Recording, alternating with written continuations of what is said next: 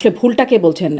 তারেক রহমানের ভুল জামায়াতের আমির শফিকুর রহমান বলছেন, নাকি আসলে মানে তার ভুল তিনি ধরছেন, নাকি আসলে উনিই ভুল বলছেন, জামায়াতের আমিরই ভুল বলছেন? মানে এখন তারেক রহমান সাহেব যদি বিরোধী দলকে একটু সমালোচনা না করে তাহলে সবাই বলবে আমি আর মামুদের সরকার বুঝি বুঝি বুঝি জানি জানি জানি তোমরা লন্ডনে গিয়ে কি কি করে আসছো। উনার কি স্ক্রিপ্ট রাইটারের দোষ, নাকি উনি স্ক্রিপ্ট পড়েন না আগের প্রধানমন্ত্রীর মতো? যেখানে বঙ্গবন্ধু নিজে গিয়ে সন্তোষে দেখা করতেন। আচ্ছা, আপনি দেখাতে পারবেন জিয়াউর রহমান কখনো সন্তোষে গিয়ে মাওলানা ভাসানীর সাথে দেখা করেছেন? নেভার। বরং মাওলানা ভাসানী এসে জিয়াউর রহমান সাহেবের সঙ্গে দেখা করেছেন। তাহলে কে বড় হলো? জিয়াউর রহমান বড় হলো। আমি কেন সালাউদ্দিন সাহেবের মতো সুন্দর হলাম না? আমি কেন সালাউদ্দিন সাহেবের মতো ইংরেজি, উর্দু, হিন্দি এগুলো বলতে পারলাম না? একটা বক্তব্য, দীনেশ ত্রিবেদী ভারতীয় হাই কমিশনার হিসেবে বাংলাদেশে প্রবেশ করলেন এবং প্রবেশ করে সাংবাদিকদের সাথে কথা বলতে গিয়ে তিনি বললেন যে মানে ডেমোক্রেসি মিলে গেলে ওয়ার্ল্ড পাওয়ার হবে। উনি এমন কি বলেছেন? বাতাসও তো এক। আপনি সুন্দরবনের বাতাস, সুন্দরবনের অর্ধেক আমাদের, অর্ধেক ওখানে। অনেক সুন্দরবনের বাঘ আছে, এদের বউ থাকে ভারতে, বাঘদের বউ থাকে ভারতে, এবং এটা বাংলাদেশ চেষ্টা করে এই বাঘগুলোকে দমন করতে পারেনি। হাতি হত্যাকাণ্ডের কথা মমতা বন্দ্যোপাধ্যায় বললেন, সাবেক মুখ্যমন্ত্রী যে তিনি ক্ষমতায় থাকার সময় কি হয়েছে, স্বরাষ্ট্রমন্ত্রী অমিত শাহ ফোন করে কি বলেছেন, একদম সরাসরি অনেক কথা বলে দিলেন। তখন তো কেউ আসলে ব্যাখ্যাও চাইছে না যে এই বাংলাদেশে শেখ হাসিনা রেজিমকে তাড়ানোর জন্য স্বয়ং ডোনাল্ড ট্রাম্প বলেছে যে $49 মিলিয়ন এই আমেরিকান সরকার খরচ করেছে। আমরা কি? জনাব গোলাম মাওলা রনি, আপনাকে স্বাগত জানাচ্ছে আমার আজকের আয়োজনে। ধন্যবাদ শারমিন, অনেক অনেক ধন্যবাদ। আপনাকে অনেক অনেক ধন্যবাদ, আপনি সময় দিচ্ছেন, যুক্ত হয়েছেন। আপনাকে মানে কয়েকটা বিষয়ে সম্প্রতি যেই চলছে যে বিষয়গুলো, সেগুলো নিয়ে কিছু প্রশ্ন করতে চাই। তবে শুরুতে মানে আপনি আমার অনুষ্ঠানে যখন আসেন প্রায়ই কমেন্টস বক্সে দেখি দর্শকরা জিজ্ঞাসা করেন যে আপনি মানে আওয়ামী লীগের রাজনীতি করেছেন, সেখান থেকে এমপি হয়েছেন, পরে বিএনপিতে যোগদান করেছেন, এখনও আপনি আপনার নিজস্ব চ্যানেলেও কথা বলেন, আমাদের অনুষ্ঠানগুলোতেও কথা বলেন। কখনো মনে হয় যে আপনি একটু আওয়ামী লীগের পক্ষে বলছেন, কখনো বিএনপির পক্ষে বলছেন, আবার কখনো আপনার খুব জামাত প্রীতি আছে বলে মনে হয়। আপনি আসলে কোন মতাদর্শের, বা আপনি কোন পন্থী? আপনি যেটা বলেছেন সবগুলোই সত্য। এর কারণ হলো যেহেতু একসময় আওয়ামী লীগ করতাম, তো আওয়ামী লীগের যে চিন্তা চেতনা ধ্যান ধারণা এটা তো আসলে আমার কোনো অবস্থাতেই মস্তিষ্ক থেকে আপনি তাড়াতে পারবেন না। আবার যেহেতু বিএনপিতে যোগদান করেছি, একটা দলের মনোনয়ন পেয়েছি, এটা তো চারটিখানি কথা নয়। তো চারটিখানি কথা নয়, তো সেক্ষেত্রে যেটা হচ্ছে যে কথাবার্তার মধ্যে বিএনপির ভাব চলে আসে, রাজনীতি করি বা না করি। আবার জামাতের বিষয়গুলো চলে আসে এই কারণে হলো জামাত এমন একটা বিষয় ধারণ করে, যেমন জান্নাত ধারণ করে, হুর ধারণ করে, তারপরে শেষে আপনার আরো অনেক কিছু, কোরআন হাদিস ইজমা কিয়াস, তো এগুলো দেশের সব মানুষ জামাত না করলেও মোরাললেস এর সাথে সম্পৃক্ত রয়েছে। যেহেতু আরবিতে আমার কিছু দখল আছে, ইসলামিক হিস্ট্রিতে আমার পড়াশোনা আছে, ব্যক্তিগত জীবনে একজন মুসলিম হিসেবে যে কর্মগুলো, বিশ্বাসগুলো, সেটা একেবারে শৈশব থেকে করে আসছি। তো এটার সঙ্গে আসলে কোনো সম্পর্ক নেই, না জামাতের, না হেফাজতের, না কোনো কিছুর। তো যখন কথা বলতে যাই, কথা বলতে গিয়ে ধরুন একটা ইতিহাস আমি টানি, কখনো বিএনপি থেকে, কখনো জামাত থেকে, কখনো কোরআন থেকে, হাদিস থেকে, তখন মানুষ বলে হায় হায়, হই হই রই রই, কি হলো, এই বুদ্ধি আওয়ামী লীগে চলে গেল, সে শেখ হাসিনার কথা বলে কেন? তা শেখ হাসিনার কথা বলে কেন? আবার যদি কোনো কারণে জিয়াউর রহমান সাহেবের কথা বলি, হায় হায়, এটা সারা জীবন আওয়ামী লীগ করছে, আওয়ামী লীগ শেখ হাসিনা তোকে মনোনয়ন দিয়েছে, দিয়ে আজ তুই কোথায় থাকতি, আর এই অবস্থাতে বেইমানি করতে করতে তুই এখন সে বিএনপিতে চলে গেলি। আবার যদি ধর্মের ব্যাপারে কোনো কথাবার্তা বলি, ইতিবাচক কোনো কথাবার্তা বলি, সঙ্গে সঙ্গে বলে যে এটা একটা মস্ত বড় মুনাফিক, এটা বিএনপি খেয়েছে, আওয়ামী লীগ খেয়েছে, এখন আবার জামাত খাওয়ার জন্য সে দৌড়াদৌড়ি করছে। তা আসলে এই হলো বিষয়গুলো, আই এম কনসার্ন, আমাকে নিয়ে যারা কথাবার্তা বলে সেই বিষয়গুলো আমার নখদর্পণে আছে। তো এটা নিয়ে আমার কোনো মাথা ব্যথা নেই। মাথা ব্যথা নেই এই কারণে যে যে মানুষ যে কথাগুলো বলছে সে তার নিজস্ব দৃষ্টিভঙ্গি থেকে কথা বলছে। কিন্তু আপনার কি কোনো বিশেষ দৃষ্টিভঙ্গি আছে? মানে বলি, আপনি তো বিভিন্ন দিকেই আসলে কথা বলেন, আপনার মধ্যে কি কোনো গুপ্ত সত্তা আছে?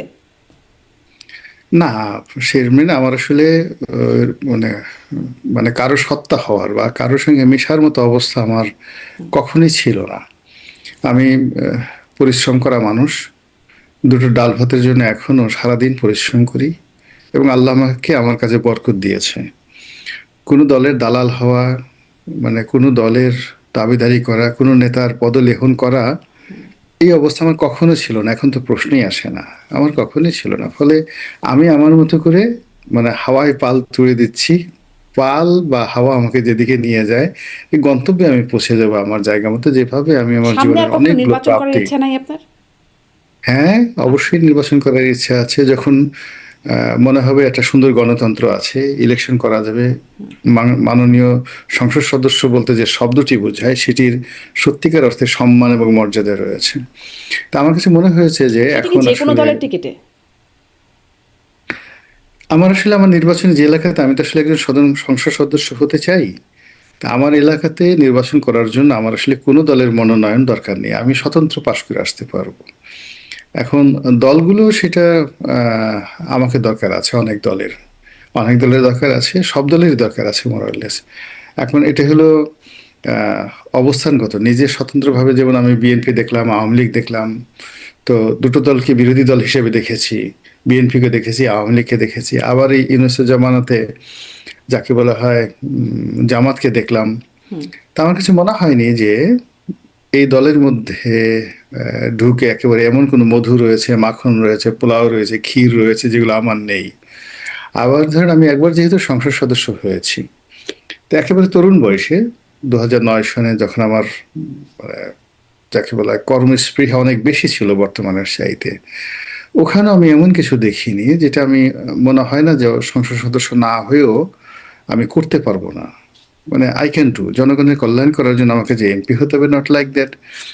শুধু আপনার কানেক্টিভিটি থাকলেই যথেষ্ট। তারপরে কথা বলার জন্য, জনগণের কথা বলার জন্য কেবলই মাত্র পার্লামেন্টে বলতে হবে নট লাইক দ্যাট। এখন পার্লামেন্টে তো কত মানুষ সারাদিন কথা বলে, তো তাদের কথা তো আমরা কেউ কগনিজেন্সে নেই না। আমরা খুব গুটি কয়েক লোকের কথা কগনিজেন্সে নেই।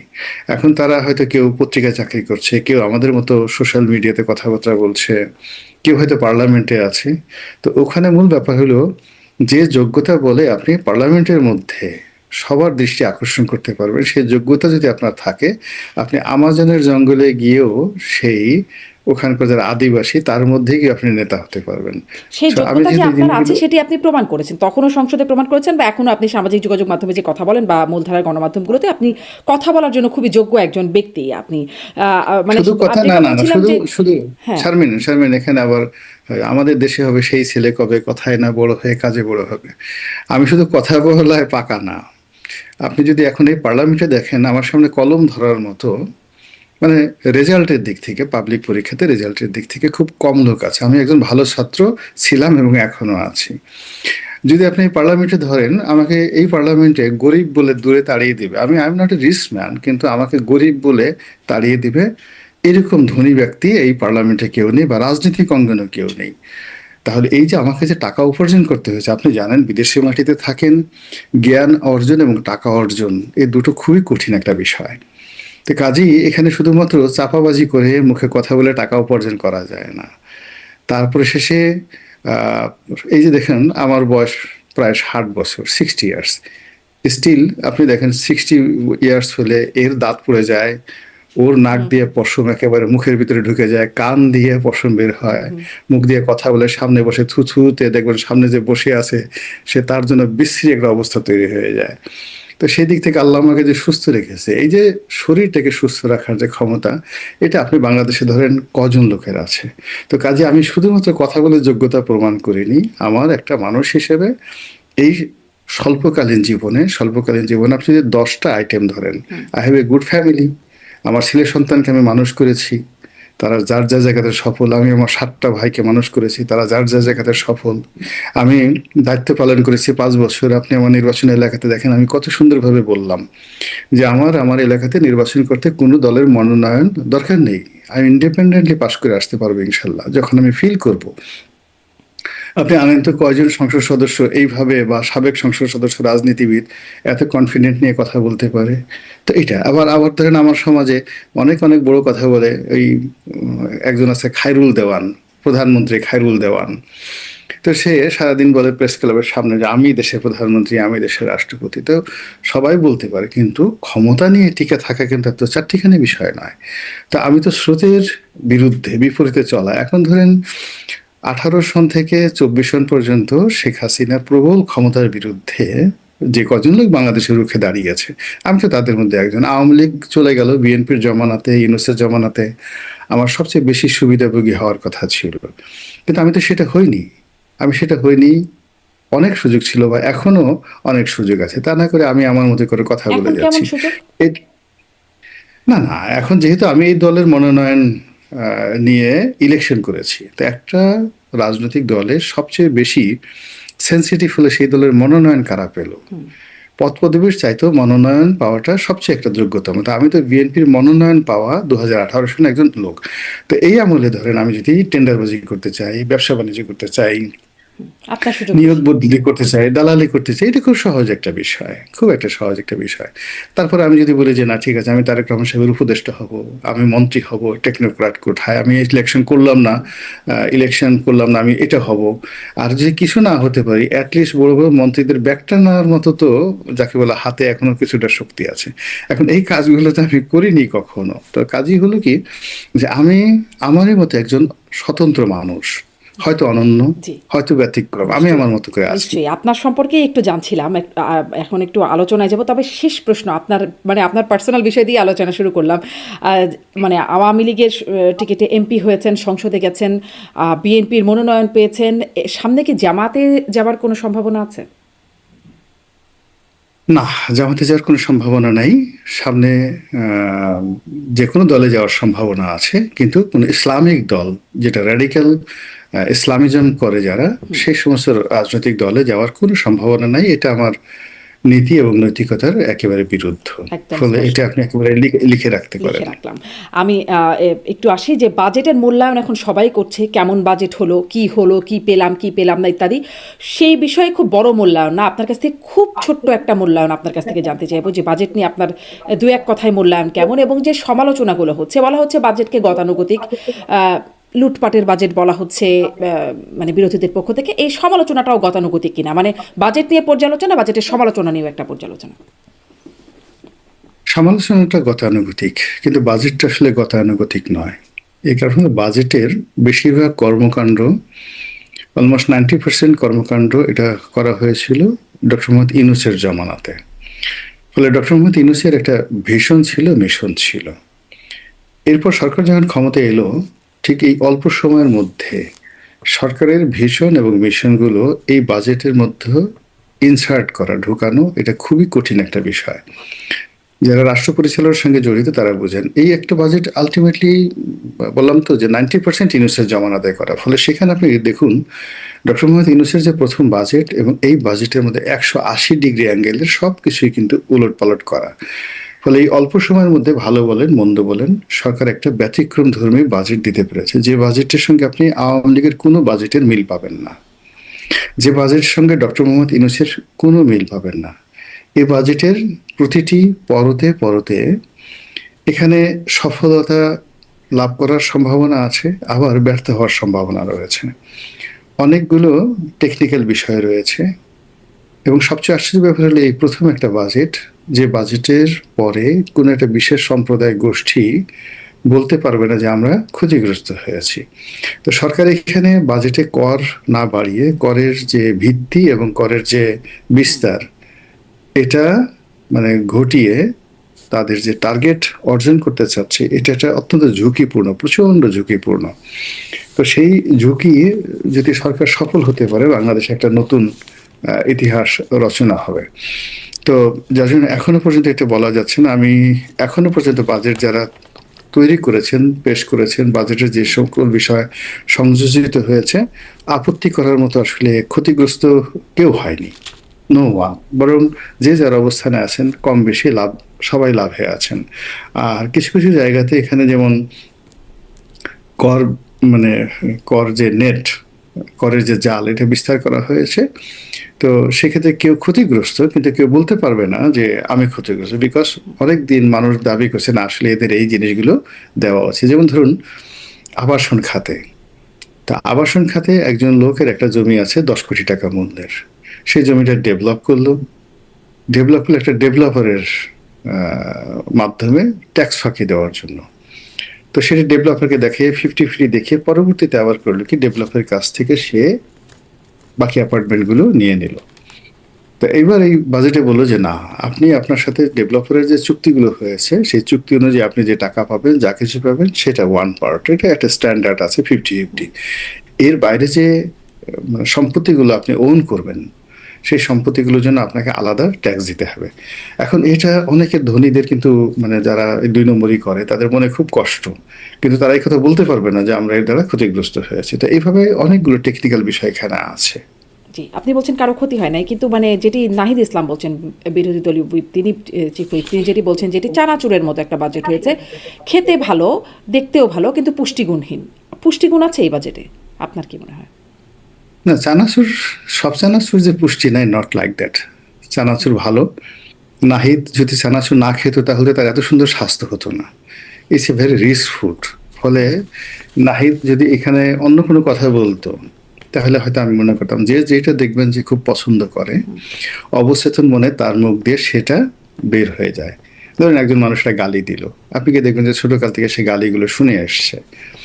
বা একজন লোক দেখা গেল একজনকে আদর করলো, হ্যাঁ, সে ছোটকাল থেকে সেইভাবে আদর পেয়ে আসছে। এখন জামাতের আমির ধরুন কাউকে জড়িয়ে ধরছে, চুম্বন করছে, সো উনি আসলে ওই কালচারের মধ্যে মানুষ হয়েছে। একটা সুন্দর একটা পারিবারিক পরিবেশে হ্যান্ডশেক করে, তারপরে কুলাকুলি করে, ছোটদেরকে চুমো দেয়, বড়োদেরকে চুমো দেয়, এরকম একটা মানে একটা জান্নাতি পরিবেশে তিনি বড় হয়ে আসছেন। ফলে কি হলো, দেখবেন যে তার আচার আচরণ তিনি যেখানে চলে গেছেন ওটা প্রকাশ হয়ে আসে। নাহিদের একই অবস্থা। নাহিদের আপনার চেহারা দেখেন, সুরত দেখেন, ওর বাবা ওকে অনেক আদর করতো। ওর বাবার চেহারা দেখুন, ওর বাবা অনেক মোটা, ভীষণ রকম মোটা। তো কাজী এরা সবাই চানাচুর খায়, মুড়ি দিয়ে চানাচুর খায়, চিনিও দেয় এর মধ্যে, ঘিও দেয় আর কি। তো যার জন্য সেই বাজেটের মধ্যে সে চানাচুর খুঁজে পেয়েছে। সে, আমি এটা যেহেতু এটা সাইকোলজি আমার একটু পড়াশোনা আছে, আসলে আই ডোন্ট মাইন্ড সে চানাচুর বলেছে।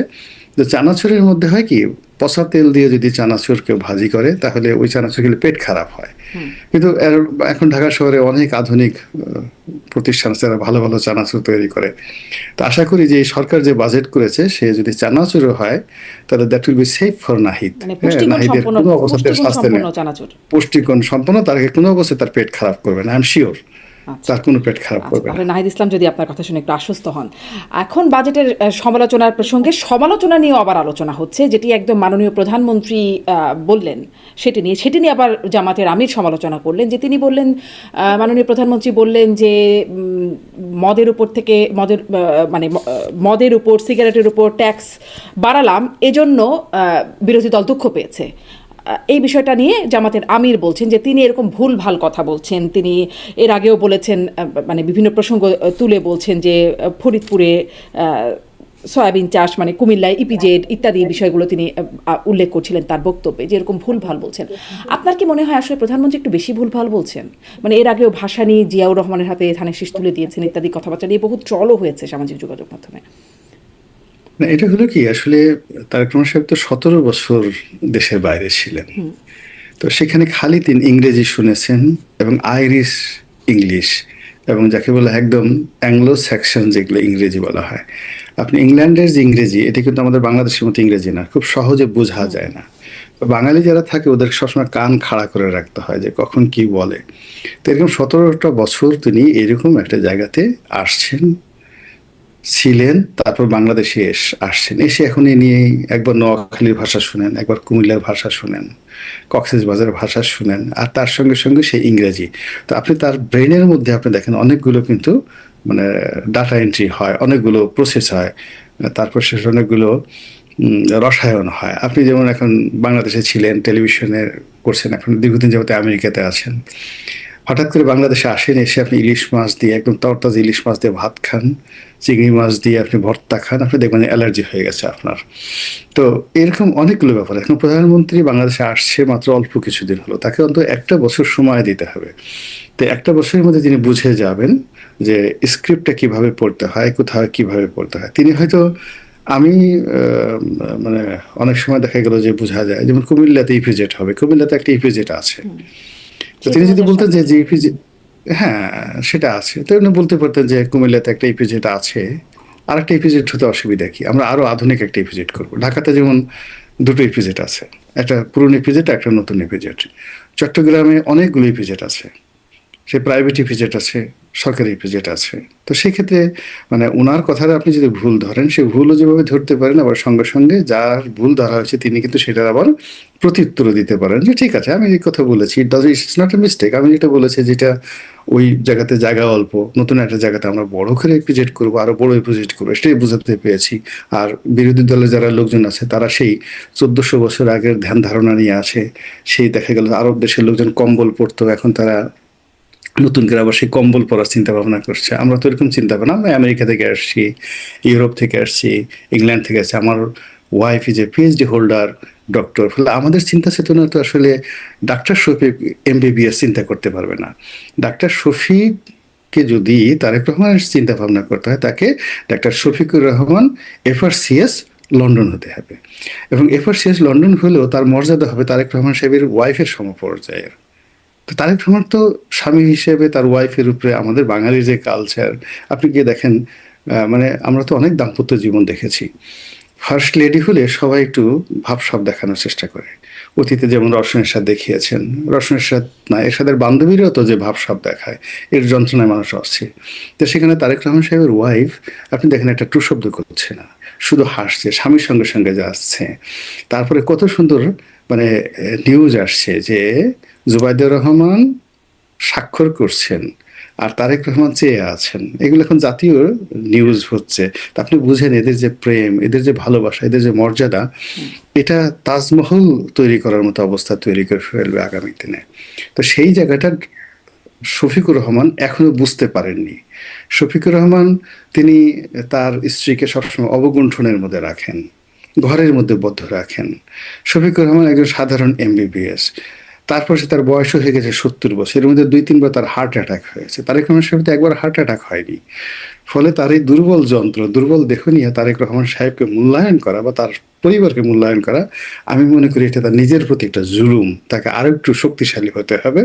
তো তার জায়গায় যদি আরেকজন মাসুদ আছে, উনিও ডক্টর মাসুদ, তাকে দিয়ে কথা বলানো হয়, শিশির মনির আছেন, ওনার তো বটকা এরপর গরম আর হয়ে যায় ডক্টর মাসুদের। হ্যাঁ হ্যাঁ হ্যাঁ হ্যাঁ, তারপর মাথা গরম হলেও মানে আছে আরেকজন আছেন আরো মাথা গরম, কি একজন ব্যারিস্টার আছে, ওর ডাকনাম পুলক, এখন ছাত্রলীগ করতো, এখন হঠাৎ করে জামাত করে আর কি, রাজশাহী ইউনিভার্সিটি থেকে আসছে পুলক। তো এদেরকে দ্বারা কথা বলালে বেশি উত্তেজনা তৈরি হয়, কিন্তু উনি মুরব্বী মানুষ, বয়স্ক কিন্তু মানুষ। উনি ভুল বলছেন, মানে আসলে ভুলটা কে বলছেন? তারেক রহমানের ভুল জামায়াতের আমি শফিকুর রহমান বলছেন, নাকি আসলে মানে তার ভুল তিনি ধরছেন, নাকি আসলে উনিই ভুল বলছেন, জামাতের আমিরই ভুল বলছেন? আসলে কেউ ভুল করছে না, মূলত দুজনেই রাজনীতি করছেন। মানে এখন তারেক রহমান সাহেব যদি বিরোধী দলকে একটু সমালোচনা না করে, তাহলে সবাই বলবে আমি আর মামুদের সরকার, বুঝি বুঝি বুঝি, জানি জানি জানি, তোমরা লন্ডনে গিয়ে কি কি করে আসছো। হ্যাঁ, এখানে শেখ হাসিনা যেমন একজন গৃহপালিত বিরোধী দল ছিল, তোমরা এখন সেই দায় দায়িত্বটা না নিয়ে এমন একটা অভিনয় করছো যেটা আমরা বুঝতে পারি। এই জন্য হয় কি আসলে তাদের রাজনীতি করতে হয়, একে অপরের বিরুদ্ধে কথা বলতে হয়। একটা সময় জামাত এবং বিএনপি, মানে জামাতকে আগে বলা হতো বিএনপি, তাদের একটা জোট ছিল। তো সেক্ষেত্রে যদি আবার এদের মধ্যে খুব সব কথায় ঐক্যমত্য হয়, যদি একটু খোঁচাখুচি না হয়, তাহলে লোকজন তো এদেরকে বলবে যে মাই গড, এর সে তো আগেই ভালো ছিল। আগে তো তবু কাজী ফিরোজ রশিদ সাহেবের মতো মানুষ পার্লামেন্টে দাঁড়িয়ে তারা কত সুন্দর সরকারের সমালোচনা করতেন। কিন্তু এখন এই যুগ কি আসলো, যে যুগে এখন সরকার এবং বিরোধী দল একই ভাষায় কথা বলে। এমনকি সেই গৃহপালিত বিরোধী দল যিনি স্রষ্টা হোসেন মোহাম্মদ এরশাদ, সেই বিরোধী দলে আসমা আব্দুর রবের মতো মানুষ সরকার বিরোধী কথাবার্তা বলছে। তো সেই তুলনায় আপনি গিয়ে দেখেন অতীতের যে পার্লামেন্টগুলো আছে, সেই পার্লামেন্টে সরকার বিরোধী যে সকল কথাবার্তা হতো, এখনো তার 20% কথাবার্তা কিন্তু পার্লামেন্টে হচ্ছে না। 80% কিন্তু সরকারের সঙ্গে একটা নেগোসিয়েশন, তাকে ভয় পেয়ে হোক, তাদের সঙ্গে খাতির করে হোক, তাদের সঙ্গে মহব্বত করে হোক, ইটস দ্য রিয়ালিটি। এখন এটা যেন 100% না পৌঁছে, কারণ হলো মানুষ হয় কি, প্রেম এমন একটা বিষয়, এটা বাদ মানে না। মানে আপনি যার প্রেমে পড়েন, এটা বাদ মানে না। আপনি একটা বিড়ালের প্রেমে পড়েন, বিড়ালকে কোলে নিয়ে আপনাকে 4টা চুমো না দিলে আপনার ভাত খাওয়া হবে না, এটা বিড়াল। আপনি একটা কুকুরের প্রেমে পড়ছিলেন, কুকুর সেই এসে কি জিব্বা বের করে আপনাকে চাটছে, কিন্তু ইউ ডোন্ট মাইন্ড, আপনার মনে হচ্ছে না এটা আপনার কাছে অমৃত। এই হলো প্রেম। তো এখন এই যে রাজনৈতিক দলগুলোর মধ্যে বিএনপি এবং জামাতের মধ্যে আসলে একটা প্রেম ছিল, একটা প্রেম ছিল। এখন জামাতের আমির রাতারাতি বলছেন নিজেদের সন্তানকে ভুয়া বলতে হয় না, মানে যখন তিনি রাইট মানে এটাই কি তার একটা কারণ? আচ্ছা, মানে তাহলে আপনি একটা কিন্তু ব্যাখ্যা দিচ্ছিলেন যে কুমিল্লা ইপিজেড উনি বললেও এটাকে ব্যাখ্যা দিতে পারতেন, ইনি মানে সেভাবে ব্যাখ্যা দিতে পারতেন। আরও কিছু বিষয় আছে যেমন সংসদে, যেটি জামাতের আমির বলছিলেন, আমি সেটাই বলছি, সংসদে প্রাথমিক বিশ্ববিদ্যালয়, মানে এগুলো স্লিপ অফ টাং, তিনি কিছুটা শুদ্ধও করে ফেলেছেন পরপর। বা ধরেন কাজী নজরুল ইসলাম 2014 সালে 30 সালে এসেছিলেন, আসলে 1914 সালে এসেছিলেন, এটাও হয়তো স্লিপ অফ টাং। কিন্তু ধরেন ফরিদপুরে সয়াবিন চাষ হয়, 1979 সালে মৌলানা ভাসানী জিয়াউর রহমানকে ধানের শীষ তুলে দিয়েছিলেন, তুলে দিয়ে কী বলেছিলেন, এই বিষয়গুলো মানে মানে সেগুলো ওনার কি স্ক্রিপ্ট রাইটারের দোষ, নাকি উনি স্ক্রিপ্ট পড়েন না আগের প্রধানমন্ত্রীর মতো, নাকি স্ক্রিপ্টের ভুল করেন, আসলে কি মনে হয় আপনার? আমার মনে হয় যে ওনার স্ক্রিপ্ট রাইটার এবং যারা উনি নিজে এটা ইচ্ছে করে উনি করছেন। ইচ্ছে করে করছেন এই কারণে যে আসলে বাঙালি জাতি লেখাপড়া করতে ভুলে গেছে। এই জন্য ওনার মুখ দিয়ে মাঝে মধ্যে একটু তথ্য বিভ্রাট ঘটিয়ে মানুষের আগুন লাগিয়ে দেয়, যেন so that they can read.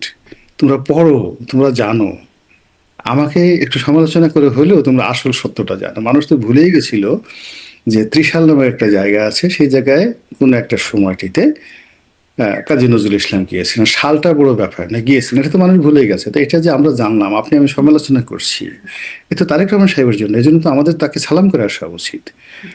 একটা সময় যে জিয়াউর রহমান সাহেবের সঙ্গে মাওলানা আব্দুল হামিদ খান ভাসানীর একটা চমৎকার সম্পর্ক ছিল, এবং সেই সম্পর্কটা বঙ্গবন্ধুর সাথে আর মাওলানা ভাসানীর সাথে যে সম্পর্ক ছিল তার চেয়ে আরো বেশি ছিল। এটা আসলে উনি প্রমাণ করতে চেয়েছেন, এবং আমরা ভুলে গিয়েছিলাম সেই দৃশ্যটা। আমরা মনে করেছিলাম যে আব্দুল হামিদ খান ভাসানী এই যে গণতন্ত্রের মানুষ, পিতা পুত্র নয়, তিনি কখনো কোনো মিলিটারি রুলারের সঙ্গে কখনো হ্যান্ডশেক করেননি, এইরকম একটা ভাবসাব। তো যারা এই ধরনের কথাবার্তা বলছে, তারেক রহমান সাহেব তাদেরকে বুঝিয়ে দিয়েছেন ঘটনা আসলে তা না। ঘটনা আসলে তা না, যেখানে বঙ্গবন্ধু শেখ যখন মুজিবুর সেখানে রহমান। তথ্য বিভ্রাট থাকছে, তখন কি মানুষের মনে হচ্ছে ঘটনা আসলে তা না, নাকি মনে হচ্ছে যে আসলে এগুলো ভুলভাল হয়ে যাচ্ছে বা বিভ্রান্তিকর? না, এটা বেকুবরা মনে করছে, কিন্তু যারা বুদ্ধিমান তারা ঠিকই মনে করছে যে আসলে তিনি স্মরণ করাই দিতে চাচ্ছেন। তিনি স্মরণ করে দিতে চাচ্ছেন কি, দেখেন যে তোমরা যে মাওলানা আব্দুল হামিদ খান ভাসানী, আলেমা ভাসানী, এদেরকে অনেক বড় মনে করো, যেখানে বঙ্গবন্ধু নিজে গিয়ে সন্তোষে দেখা করতেন। আচ্ছা, আপনি দেখাতে পারবেন জিয়াউর রহমান কখনো সন্তোষে গিয়ে মাওলানা ভাসানীর সাথে দেখা করেছেন? নেভার। বরং মাওলানা ভাসানী এসে জিয়াউর রহমান সাহেবের সঙ্গে দেখা করেছেন। তাহলে কে বড় হলো? জিয়াউর রহমান বড় হলো, মাওলানা ভাসানীর চেয়ে বড় হলো, বঙ্গবন্ধুর চেয়ে বড় হলো। এই সোজা জিনিসটা তো সরাসরি না বলে, এই যে তিনি যে তার বুদ্ধিদীপ্ত চিন্তা এবং চেতনার মাধ্যমে এই জিনিসগুলো বুঝিয়ে দিয়েছেন, যারা ইন্টেলেকচুয়াল তারা বুঝতে পারছে। উনি তো বোকাদের নিয়ে রাজনীতি করেন না। বোকারা হলো বলো জয় বাংলা, জয় বাংলা, বঙ্গবন্ধু বলো বঙ্গবন্ধু, তারপরে বলো বাংলাদেশ জিন্দাবাদ, বাংলাদেশ জিন্দাবাদ, তো জয়। তারেক রহমান যে নির্বাচনে যে তারপর শফিকুর রহমানের সাথে গিয়ে দেখা করে আসলেন, নাহিদ ইসলামের সাথে দেখা করে আসলেন, তাহলে কি কার চেয়ে কে বড় হলো, এইভাবে কি আর হিসাব হয়? না, এখানে তো যে জিনিসটা হলো যে উনি এই যে টোটাল যে জিনিসটা করছেন একটা ব্যতিক্রম। আপনাকে, আমরা যখন কাউকে একটা ঘুষি মারি, জাস্ট আপনাকে একটা ঘুষি মারতে চাই, তাহলে আগে কি করি, হাতটা পেছনে নেই, হাতটা পিছনে নিয়ে তারপরে খুব জোরে একটা ব্লো করি। আমরা দেখুন যে ছাগলটিকে জবাই করছি, কুরবানিতে জবাই করি, 1 বছর খুব সুন্দর করে তাকে লালন পালন করি, গোসল করাই, কুরবানির আগের দিনে খুব গোসল করাই। ফলে রাজনীতিতে কে কোথায় গেল ডাজ নট ম্যাটার। এটা মিনিংটা কি? মিনিংটা হলো এখন 8 দিন হাসপাতাল বন্ধ হয়ে গেছে, বোঝার চেষ্টা করুন, লাইসেন্স ক্যান্সেল হয়ে গেছে। ইসলামী ব্যাংক হাসপাতাল তাদের রুটি যে রুজি, সেই রুটি রুজির জায়গায় নিয়ে টানাটানি করছে, আর তারা এখন সবাই কান্নাকাটি করছে যে হুজুর বাঁচান। আপনি যদি এত দাগা দিবেন, হ্যাঁ, ওই যে একটা মুজিব পরদেশের একটা বিখ্যাত গান আছে, আমার সাদা দিলে কাদা লাগাই গেলি রে বন্ধুয়া। তো এইরকম যে আপনি যদি ইসলামী ব্যাংক নিয়েই নিবেন, কেন আমার বাসায় গিয়েছিলেন? আমাকে, এই আমার বাসায় না গেলে হতো, আমি প্রথম দিন থেকে সতর্ক থাকতাম আপনার ব্যাপারে। এই যে আমার যে সাদা দিল, আপনাকে আমি বিশ্বাস করেছি, এখন এখানে আপনি কাদা লাগাই দিলেন, এখন আমি কই যাব? আমার শেখ হাসিনার কাছে যাওয়ার জায়গা নেই, নিজে গিয়ে যাবে স্বতন্ত্র দাঁড়াবো, আমার সেই শক্তি নেই। আর আপনার সাথে যে আমি এই মুহূর্তে ফাইট করবো, আপনি রাষ্ট্রের ক্ষমতায় আছেন, তাও সম্ভব নয়। ফলে it's a politics, it's a super, মানে মানে সুপারলেটিভ ডিগ্রির পলিটিক্স, যেটা তারেক রহমান সাহেব শুরু করেছেন। তাকে আপনি নিউ পলিটিক্যাল ফিলোসফার হিসেবে আপনি আখ্যায়িত করতে পারেন, যে তিনি যা কিছু বাংলাদেশে করেছেন এটা অতীতে কেউ করেনি আর কেউ কল্পনাও করেনি, আর ভবিষ্যৎ মানে অতীতে কেউ বলেও নাই যে আমি প্রধানমন্ত্রীর কাজ করবো। আচ্ছা, একজন প্রধানমন্ত্রী ফ্লাইং শার্ট পরবে, ইন করবেন না, এটা কি কেউ কখনো বলেছে, বিশ্বাস করেছে? একজন প্রধানমন্ত্রী একটা সাধারণ মানের ঘড়ি পরবেন, তারপরে সাধারণই পড়েন। একজন প্রধানমন্ত্রী তার স্ত্রীর মাথায় ছাতি, বাংলাদেশে বসে ছাতি তুলে ধরবেন। একজন প্রধানমন্ত্রী 9-10-এর ছেলে মেয়েদের মতো পিছনে ব্যাকপ্যাক নিয়ে প্লেনে উঠবেন। আপনি কি এটা কখনো চিন্তা করেছেন? ইটস এ পলিটিক্যাল ফিলসফি, রাজনৈতিক দর্শন। এই পুরো দর্শনটা শেখ হাসিনা যেভাবে তৈরি করেছিলেন, যে she is Julius Caesar, she is Napoleon Bonaparte, she is বাদশাহ হারুন আর রশিদ, সম্রাট আকবর, এইরকম। আর সেখানে বর্তমান প্রধানমন্ত্রী তিনি নিজেকে নিয়ে আসছেন খলিফা উমর ইবনুল খাত্তাব। তো খলিফা উমর ইবনুল খাত্তাব হওয়ার জন্য তিনি ঘোরাফেরা করছেন, রাতে যাচ্ছেন, স্বাভাবিক জীবনযাপন করছেন। আর জামাতের আমিরও তো খলিফা উমর ইবনুল খাত্তাব হতে চায়। তো এটা নিয়ে টানাটানি হচ্ছে না, সেই টানাটানির কারণে কি হচ্ছে, তারেক রহমান সাহেব জিতে গেছেন। হ্যাঁ, তো সেই জিতে যাওয়ার কারণে এখনো তো মানে জামাতের আমির তো তার পোশাক পরিবর্তন করেন নাই, তিনি তার আগের মতো আছেন। কিন্তু তারেক রহমান সাহেব তারেক রহমানের মতো, সে একটা আলাদা, মানে মোদি যেভাবে একটা ভারতে একটা নতুন পোশাক তৈরি করেছেন, নতুন একটা স্টাইল তৈরি করেছেন, সে নিজে মানে গাড়ি চালাচ্ছেন, সেই গাড়ির সামনে লোকজন দৌড়াচ্ছে। আচ্ছা, প্রধানমন্ত্রীর গাড়ির সামনে অতীতে কখনো কেউ দৌড়াইছে বলেন? কেউ কখনো দৌড়ায়নি, মন্ত্রীরা দৌড়াচ্ছে। আচ্ছা, তিনি বিরোধী দলীয় থেকে একজন আন্দালিব রহমান পার্থকে এনে তার পাশে বসালেন। নিঃসন্দেহে পার্থ তো তাকে বলেনি যে লিডার বা তারেক ভাই, আমি আপনার পাশে একটু বসতে চাই, এবং আপনার পাশে বসে আপনি যখন গাড়ি চালাবেন আমি তখন একটা সেলফি তুলবো, আর সেই সেলফি তুলে আমি অবশ্যই এটা ফেসবুকে দেবো। এটা পার্থ কখনো বলেনি। নিঃসন্দেহে পার্থর যেহেতু একটা গ্রেট ফলোয়ার আছে, তারেক রহমান সাহেবের এটা একটা অসাধারণ একটা রাজনৈতিক দর্শন, যে পার্থর মতো একজন হ্যান্ডসাম, ইয়াং, প্রগ্রেসিভ, তরুণদের মধ্যে যার প্রচুর ভক্ত আছে, তার মতো লোক বিরোধী দলকে নিয়ে পাশে বসিয়ে তিনি যে গাড়ি চালালেন, এখন দেখেন তার দলের সব লোকের মধ্যে একটা বিরোধী দল ইঁদুর কেন দৌড় হয়ে বলছেন? গেছে। তিনি তো আসলে জোটেরই সদস্য, তারা তো হ্যাঁ, ধরেন ওই যে জোটেরই সদস্য, এখন এই সেম সুযোগ পাওয়ার, দেখেন এই সেম সুযোগ দ্বিতীয়বার পেল কক্সবাজারে গিয়ে সালাউদ্দিন সাহেব। এখন যারা প্রধানমন্ত্রীর পাশে এই গাড়িতে বসে সেলফি তুলতে পারছেন, তারা মনে করছেন we are the luckiest person. এই জন্য হয় কি, প্রধানমন্ত্রী গুড বুকে যাওয়ার জন্য দিন রাত তারা জিকির করছে, ফিকির করছে, চেষ্টা করছে, তদবির করছে, কে ওখানে বসবে। আচ্ছা, শহীদুদ্দিন চৌধুরী আনি, তিনি তো প্রধানমন্ত্রীর কাছে, তার কি একটু বসার শখ হয় না? ফলে কি হয়েছে, যদি বসতে চাও তাহলে আরো কাজ করো, আরো প্রধানমন্ত্রীর কাছাকাছি আসো। কিংবা এতগুলো মন্ত্রণালয় দেওয়া হয়েছে রবিউলকে, রবিউল কি একটু বসতে ইচ্ছা করে না, যে ঠিক আছে পার্থ ওখানে মন্ত্রী হলো না, কিচ্ছু হলো না, জোটের সঙ্গী, সে শুধু বসলো না, সঙ্গে সঙ্গে একটা সেলফিও তুলে ফেললো। তো এই যে সুযোগটা সে পেলো, আমার কি স্বাদ জাগে না, আমার কি ইচ্ছা হয় না? তো তখন কি করবে, আচ্ছা ঠিক আছে, তোমার যখন ইচ্ছা হয় তখন তুমি কাজ করো, আরো বেশি বেশি কাজ করো, আমাকে খুশি করো, দেশের জন্য কাজ করো, রাষ্ট্রের জন্য কাজ করো। হি ইজ পার্থ এ কি জিনিয়াস, করেছেন দেশের পলিটিক্যাল জন্য, জিনিয়াস। রাষ্ট্রের জন্য, যার কারণে মানে সুযোগটা পেলেন? এটা তো একান্ত প্রধানমন্ত্রীর ব্যাপার, এটা আপনার আমার ব্যাপার না। আপনি তো পার্থর সাথে ছবি তুলেন নাই, আমি তো ছবি তুলিনি। যদি আমি ছবি তুলতাম পার্থের সঙ্গে, তাহলে আমরা মনে করতাম যে না, I have seen something extraordinary. পার্থর সঙ্গে তো আমার খুবই ভালো সম্পর্ক, কিন্তু কোনোদিন আমার তার সঙ্গে পাশাপাশি কোনো ছবি তোলা হয়নি। তো সেদিক থেকে এখন প্রধানমন্ত্রী যেহেতু তুলেছেন, তিনি পার্থর মধ্যে এমন কিছু পেয়েছেন যেটা কারণে সেই পার্থর যে ঘ্রাণ, তার ব্যক্তিত্ব, তার সব কিছু, মানে এমন কিছু তিনি পেয়েছেন যেটাতে প্রধানমন্ত্রী আকর্ষিত হয়েছেন এবং তাকে তার পাশে বসিয়েছেন। এটা চারটিখানি ব্যাপার নয় শারমিন, এটা অনেক বড় একটা বিষয়। জি। আপনি স্বরাষ্ট্রমন্ত্রীর কথা বলছিলেন যে তিনিও এই সুযোগ পেয়েছেন। স্বরাষ্ট্রমন্ত্রী অনেক বেশি মানে তার উপরে লাইমলাইট, অনেকে তাকে সর্ব মন্ত্রণালয়ের মন্ত্রী এভাবেও বিরোধী দল বলছেন। কদিন আগে শুনেছিলাম ডিফ্যাক্টো প্রধানমন্ত্রী হিসেবেও তাকে বলছে বিরোধী দলের পক্ষ থেকে। মানে এই যে তিনি আসলে সব বিষয়েই কথা বললেন, সংসদের বাহিরে, প্রধানমন্ত্রীর মানে কন্ট্রোল বা গ্রিপ কি এর মাধ্যমে কমে যায়? মানে তিনিই কি বেশি লাইমলাইটে থাকেন, না না প্রধানমন্ত্রী নন? না না না, এখানে আপনি প্রধানমন্ত্রীকে যদি সম্রাট আকবর চিন্তা করেন, তাহলে তাকে চিন্তা করেন বৈরাম খান। একজন বৈরাম খান ছাড়া আকবর হতে পারেননি, আর আকবর ছাড়া কখনো বৈরাম খান হতে পারত না। এই বৈরাম খান তো একটা সময় তার বাবা হুমায়ুনের আন্ডারেও তিনি সেনাপতি ছিলেন। কিন্তু বৈরাম খান তো পানিপথের চতুর্থ যুদ্ধে জয়লাভ করতে পারেনি, হিমুকে পরাজিত করতে পারেনি, বৈরাম খান দিল্লির ডাইনেস্টি প্রতিষ্ঠা করতে পারেনি। তার জন্য একজন আকবর দরকার ছিল। তো সালাউদ্দিন সাহেব তো এর আগে শিলং সালাউদ্দিন হিসেবে তাকে সবাই গালাগালি করে, তিনি ভারতে ছিলেন। তো ভারতে তিনি কিছুই করতে পারেননি। তিনি 17 বছর বাংলাদেশে ছিলেন, মানে যতদিন বাংলাদেশে ছিলেন তিনি তো রুহুল কবির রিজভী সাহেবের সাথে প্রতিযোগিতায় পারেননি। মানে মূল ব্যাপার হলো তিনি উত্তরাতে বসে সংবাদ সম্মেলন করতেন, আর এই অফিসে রুহুল কবির রিজভী সাহেব করতো। তো ইন্টারনাল পার্টি পলিটিক্সে রুহুল কবির রিজভী বেটার। তারপর তিনি খালেদা জিয়ার সেই যোগাযোগ প্রতিমন্ত্রী ছিলেন, তার এপিএস ছিলেন। শোনা যায় তিনি একটা সময় তারেক রহমান সাহেবকে পড়িয়েছেন, গৃহশিক্ষক সেও ছিলেন। আমি জানি না সত্য মিথ্যা। তো এই পরিবারের সাথে তার অনেক ভালো সম্পর্ক। কিন্তু A+B² এই যে একটা সূত্র আছে, এটা একদিকে তারেক রহমান সাহেব, অন্যদিকে সালাউদ্দিন সাহেব, প্লাস ব্রাকেট, তার উপরে হোল স্কোয়ার। এটা বেগম জিয়ার সাথে হয়নি, অন্য কারোর সাথে হয়নি। এটা একটা রতনে রতন চিনে। উনি যেভাবে তাকে চিনেছেন, উনিও তাকে চিনেছেন। ফলে এই মহামিলন এটা বাংলাদেশের জন্য একটা রাজনীতির একটা turning point. Let them work, ভালো কিছু কাজ করতে দেন না, এত তাড়াতাড়ি আমাদের সমালোচনা করার দরকারটা কি?